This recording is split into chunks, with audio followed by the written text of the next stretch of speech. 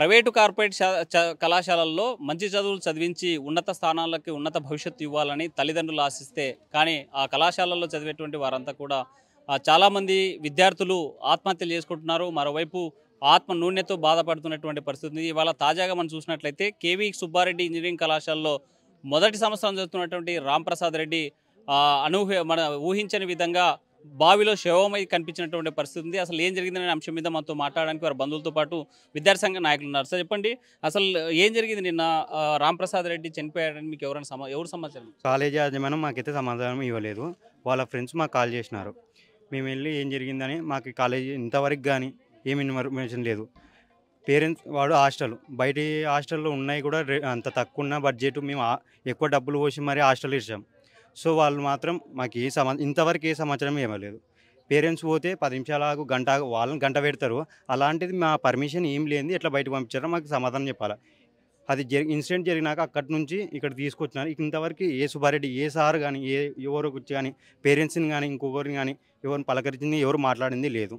ఇక్కడైతే ఎవరు లేరు ఇప్పుడు వరకు సారులు. అంటే రాంప్రసాద్ రెడ్డి ఏం చదువుతున్నాడు, ఏ కళాశాల చదువుతున్నాడు, అసలు ఏంటి? డాక్టర్ కేవీ సుబ్బారెడ్డి కాలేజీలో చదువుతున్నాడు, ఫస్ట్ ఇయర్. ఫైనల్ ఇయర్ అది నిన్న జరిగిన ఏదంటే సోమవారం ఫైనల్ ఇయర్ వాళ్ళకి ఎగ్జామ్ జరుగుతున్నాయి. వీళ్ళకి నెక్స్ట్ ఈరోజు ఉన్న ఎగ్జామ్ ఏదో ఫెస్టివల్ వల్ల అది పోస్ట్పోన్ అయింది. ఎగ్జామ్ కోసం చదువుకుంటున్నామని లోపల మాకు కాల్ చేసి చెప్పిండు మార్నింగ్. చదువుకుంటున్నాం ఇట్లా అన్నాడు. సరే చదువుకోండి అన్నాం. తర్వాత ఫోన్ చేసి వాళ్ళ ఫ్రెండ్స్ ఇట్లా చెప్పే లోపల మేము నమ్మలేదు. ఫస్ట్ మీరు ఏమైనా మాట్లాడారా, లేకపోతే అక్కడ ఏమైనా హాస్టల్ వార్డెన్తో మాట్లాడారా? హాస్టల్ వార్డెన్తో మేము వచ్చి నేను మా పేరెంట్స్ రాకముందుకే నేను వచ్చి అడిగిన, సరే ఏం జరిగిందంటే వచ్చిండు, ఈడు ఉన్నాడు, 2 మినిట్స్ ఉన్నాడు, ఇటు నుంచి లేడు. అసలు వార్డెన్ పేరు అడిగినా ఎవరు అడిగినా ఏం చెప్తలేరు. సార్ వాళ్ళు కూడా వస్తున్నారు. అది ఏమి ఇన్ఫర్మేషన్ అయితే ఇంతవరకు ఏమి ఇవ్వలేదు మాకు. అంటే చనిపోయిన ఘటన దగ్గర చూశారు, బావిలో మీరు చూసిన పరిస్థితి ఉంది. అక్కడ చూస్తే మీకు ఏమనిపించింది? అక్కడ చూసి అంటే వాళ్ళ స్టూడెంట్స్ మొత్తం 7 మంది పోయినారన్నారు సార్. ఆడ 7 మందిలా సరే 2-3 అంటే గేట్ దుంకిపోయినారు అది ఇది చెప్తారు. 7 మంది పోతున్నప్పుడు మళ్ళీ మేము అడిగితే ఏమన్నాడు, నేను మార్నింగే చూసిన వీళ్ళని లోపల పంపించినాడు. లోపల పంపించిన బయట ఉంటే లోపల పంపించినాడు. మళ్ళీ వచ్చి అవి లోపల వినాలు వచ్చినారా లేదా అని ఆయన ఎంక్వైరీ చేసుకున్నా. ఆయన రెస్పాన్సిబిలిటీ అది. కానీ ఆయన ఏం చేసుకులేడు, ఏం చేసలేడు. తర్వాత చూసి సంఘటన జరిగింది. మనతో మాట్లాడడానికి వాళ్ళు మేనమా ఉన్నారు. సరే చెప్పండి, ఏం జరిగింది అనుకుంటున్నారు? ఇప్పుడు వార్డెన్ది బాధ్యత ఉండడా లేదా అవు అది ఇది. ఇప్పుడు పేరెంట్స్ పోతే 10 నిమిషాలు 20 నిమిషాలు ఆగండి చేయండి అంటారు.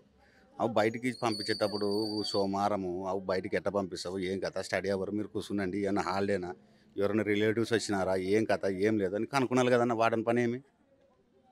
ఇంతవరకు వార్డెన్ రాలేదంట, ఎవరు రాలేదంట. ఏమన్నా ఇది ఎప్పుడు జరిగింది ఈ ఘటన?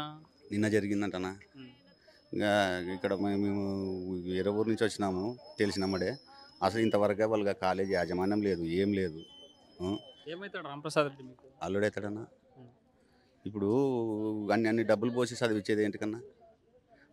ఫీజు ఒక రోజు లేట్ అయితే అతిరంగా దాన్ని కట్టించుకునేంత కేర్లా పిల్లలను చూసుకున్నారు కదన్నా.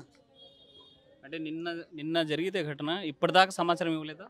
ఎవరు వాళ్ళు కాలేజీ వాళ్ళు ఒకరు వచ్చింటప్పుడు అడుగుడికి పోనీ మీరు ఏమైనా కాల్ చేశారా, ఏం జరిగిందని?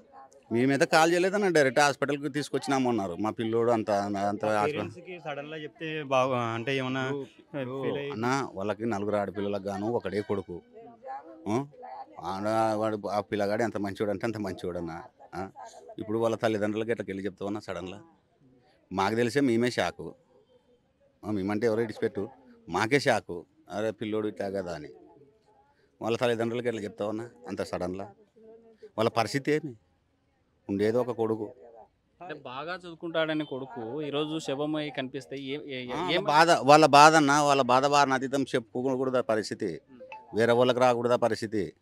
వీళ్ళు కాలేజీ వాళ్ళు ఏం సమాధానం చెప్తారు ఏమనేది చెప్పాలి. ఇప్పుడు వాళ్ళు ఆ పరిస్థితి రాకూడదన్న, ఇంకొకరికి రాకూడదు. వాళ్ళు ఏమి రెస్పాన్సిబిలిటీ తీసుకుంటారు, ఏమి లేదు, ఏమి తలకాయ ఉందో తలకాయ లేదో. అసలు ఇక్కడ ఏం జరుగుతుంది, పేరెంట్స్ ఎలా ఉన్నారు, వాళ్ళు ఏమైనారో మీ సమాచారం ఎట్లా ఇవ్వలేదు. కనీసం ఇక్కడికి వచ్చి వాళ్ళ పరిస్థితి ఏంది మా ఎక్స్ప్లెయిన్ చేయండి, ఇది జరిగింది వాళ్ళ సమాచారం లేదు. అసలు వాళ్ళు ఒక్కరు కూడా కనపడలేదు. వచ్చి ఏదంటే చెప్పాలి కదా సార్, ఇక్కడ ఏం జరిగింది, ఇలా వెళ్ళారు. బయట ఏమని చెప్తున్నారు, చాలామంది బయట న్యూస్ అయితే ఎగ్జామ్ ఫెయిల్ అయినాడంట, బయటకు పోయినాడంట, ఫేక్ న్యూస్ని స్ప్రెడ్ చేస్తున్నారు. మరి ఫేక్ న్యూస్ని స్ప్రెడ్ చేస్తున్నారు. మళ్ళీ ఏమనంటే గేట్ దుంకిపోయినాడు. అసలు వార్డెన్ అక్కడ ఉండి వాచ్మెన్ ఉంటారు, అందులో గేట్ దుంకిపోతే ఆ సీసీ కెమెరాలు ఉన్నాయి, గేటుకి సీసీ కెమెరాలు అవు బయటకు వదులు, గేట్ దుంకినాడు అంటున్నావు కదా నువ్వు, బయటకు వదిలి అది జరుగుతుంది. బయటకు వదలలే, ఏం వదలలే, వదలకుండా ఎట్లా చెప్తావు గేట్ దుంకినామని. వార్డెన్ మాత్రం మాకు సమాధానం రావాలి, రెస్పాన్స్ ఆయన వచ్చి సమాధానం ఇవ్వాలి. సార్ మీరు చెప్పండి, చాలా చోట్ల ప్రైవేటు కార్పొరేట్ కళాశాలల్లో చదువుకోవాల్సిన విద్యార్థులు ఆత్మహత్యలు చేసుకునే పరిస్థితి ఉంది, కొంతమంది చనిపోయేటువంటి పరిస్థితి ఎందుకు వస్తుంది అసలు? కేవీ సుబ్బారెడ్డి కాలేజీలో ఏం జరుగుతుంది సార్? ఈరోజు కేవీ సుబ్బారెడ్డిలోన ఇప్పటికి గతంలో కూడా ఒక అబ్బాయి అస్తఫ్ అని చెప్పేసి చనిపోయాడు. నిన్న కూడా రామ్ ప్రసాద్ రెడ్డి అని చెప్పేసి ముద్దవరం గ్రామానికి చెందినటువంటి రామ్ ప్రసాద్ రెడ్డి దాదాపుగా ఒకే ఒక కొడుకు లక్షలాది రూపాయలు పెట్టి మా అబ్బాయి బాగా చదువుకోవాలి, ఉన్న ఒక కొడుకును బాగా చదివించుకుంటే వారి జీవితాలు కానీ వాళ్ళ అక్కల జీవితాలు కానీ బాగా చూసుకుంటాడనేటువంటి నమ్మకంతో కాలేజీ హాస్టల్లోన విడిచిపెడితే హాస్టల్ వాళ్ళు 7 మందిని కనీసం పర్మిషన్ కూడా అడగకుండానే ఈరోజు రామ్ సుబ్బారెడ్డిని పర్మిషన్ కనీసం ఒక మాట కూడా అడగకుండానే తల్లిదండ్రులు వెళ్ళినా కూడా 2 గంటలు 3 గంటలు వెయిట్ చేసే తప్ప అనుమతించరు. అట్లాంటిది నిన్న సోమవారము 7 మంది పిల్లలు బయటికి వెళ్ళిపోయినారు, చనిపోయినాడు అనేసి ఈరోజు చెప్తా ఉన్నారు. ఇప్పటికి కూడా కాలేజీ మేనేజ్మెంట్ ఇక్కడ దాకా రాలేదు. ఇప్పుడు ఇక్కడికి వచ్చినారు, ఇక్కడ తల్లిదండ్రులు వచ్చారు, మీడియా వాళ్ళు వచ్చినారని తెలిసి ఇప్పుడు వెళ్ళి తాలూకా ఇక్కడ ఉన్నటువంటి పోలీస్ స్టేషన్ దగ్గర మరి వచ్చి బేరాలు పెడుతున్నాడు. మేము చెప్పేదేమంటే ఆ పిల్లోడు కోల్పోయారు, ఆ తల్లిదండ్రులు చాలా బాధలో ఉన్నారు. ఆ తల్లిదండ్రులకు ఆ పిల్లోడు చనిపోవడానికి ప్రధానమైన బాధ్యత కేవీ సుబ్బారెడ్డి కాలేజీ యాజమాన్యమే వహించాలా. మరి ఖచ్చితంగా ఆ విధంగా వహించకపోతే మాత్రం ఆ తల్లిదండ్రులకు న్యాయం చేసే వరకు కూడా వాళ్ళ తరపున ఉంటామని చెప్పేసి మేము ఈ సందర్భంగా తెలియజేస్తున్నాం. మీరు చెప్పండి, కనీసం ఇప్పటిదాకా తల్లిదండ్రులకి సమాచారం ఇవ్వలేదని చెప్పేటువంటి పరిస్థితి, మేనేజ్మెంట్ యొక్క నిర్లక్ష్యాన్ని ఎట్లా చూడాలి? ఈరోజు కేవీ సుబ్బారెడ్డి కాలేజీ యాజమాన్యం ఎలాగంటే గతంలో మరి స్టూడెంట్ కూడా చనిపోతే నిద్రమబ్బు ఇప్పటికైనా వదలాలి, కానీ వదలకుండా ఈరోజు స్టూడెంట్స్ని పర్మిషన్ బయటికి వెళ్ళాలంటే పర్మిషన్ ఉండాలి. పర్మిషన్ అంటే ఏ విధంగా పర్మిషన్ ఇచ్చారు ఈరోజు కేవీ సుబ్బారెడ్డి యాజమాన్యం?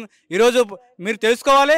ఈరోజు ఇప్పటికైనా పిల్లోడు హరిప్రసాద్ రెడ్డి చనిపోతే కూడా నిర్లక్ష్యంగా ఈరోజు ఎక్కడో కూర్చొని ఇక్కడ పిల్లోని మరి మాచర్ దగ్గర రాకుండా పర్మిషించకుండా ఈరోజు నిర్లక్ష్యం వహించినటువంటి కేవీ సుబ్బారెడ్డి యాజమాన్యం పైన కఠిన చర్యలు తీసుకోవాలని చెప్పి కూడా విద్యార్థి సంఘంగా డిమాండ్ చేస్తున్నాం. మీరు చెప్పండి సార్, మీకు మీ అబ్బాయి ఏం చూస్తున్నాడు, అసలు ఏం జరిగింది అనుకుంటున్నారు?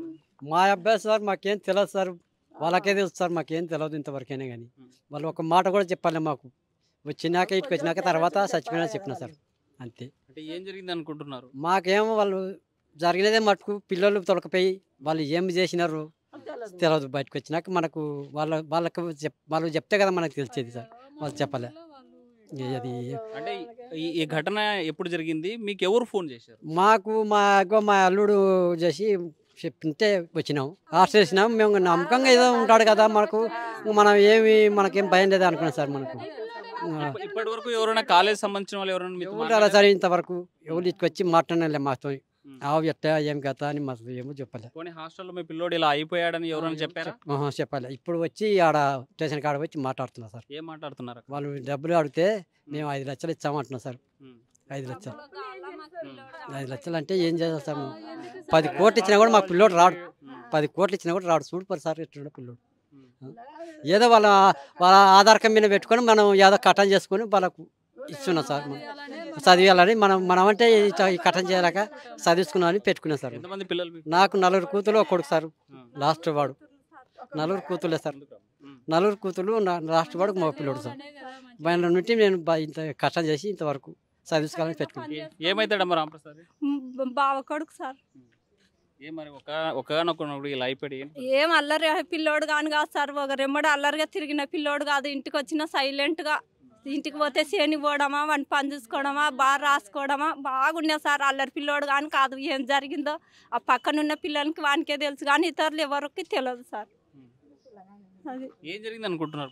ఏం సార్ మేము చూసినాక చెప్పుదామా సార్? అట్లా సార్.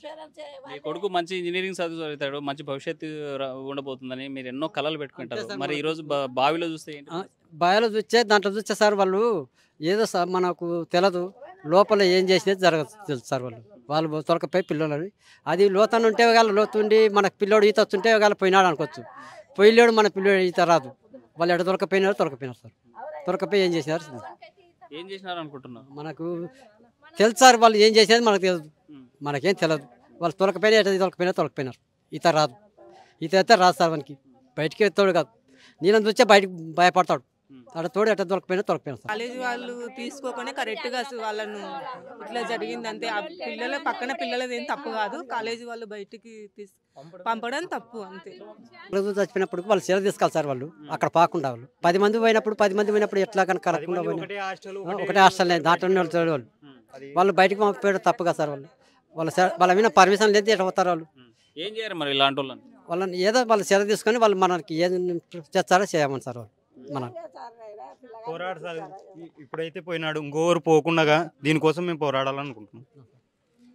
మొత్తానికైతే రాంప్రసాద్ రెడ్డి అక్కడ హత్య గాయించబడ్డా, ఆత్మహత్య చేసుకున్నాడా అనేటువంటి కోణంలో ఒకవైపు పోలీసులు దర్యాప్తు చేస్తుంటే మరోవైపు యాజమాన్యం మాత్రం ప్రలోభ పెట్టేందుకు, ఈ కేసు నుంచి తప్పించుకునేందుకు తల్లిదండ్రులను ప్రలోభ పెడుతున్నారు. 5 లక్షలు ఇస్తాం కాంప్రమైజ్ కండి, పోలీస్ స్టేషన్కి కేసులు పెట్టద్దని బ్రతిమలాడేటువంటి పరిస్థితి. ₹1 ఇస్తే ₹1 కూడా మాకు అవసరం లేదు, కానీ నా కొడుకును మీరు తెచ్చిస్తారని ఆ తండ్రి ప్రశ్నించేటువంటి ఆవేదన మాత్రం ఇక్కడ కంటతడి పెట్టించేటువంటి పరిస్థితి స్పష్టంగా కనిపిస్తుంది. వీడియో చంద్రశేఖర్తో హుస్సేన్, RTV కర్నూలు. మరిన్ని వీడియోస్ కోసం ఛానల్ ని సబ్స్క్రైబ్ చేయండి. లేటెస్ట్ అప్డేట్స్ కోసం వాట్సాప్ ఛానల్ ని ఫాలో అవ్వండి. ఆ లింక్ డిస్క్రిప్షన్ లో ఉంది.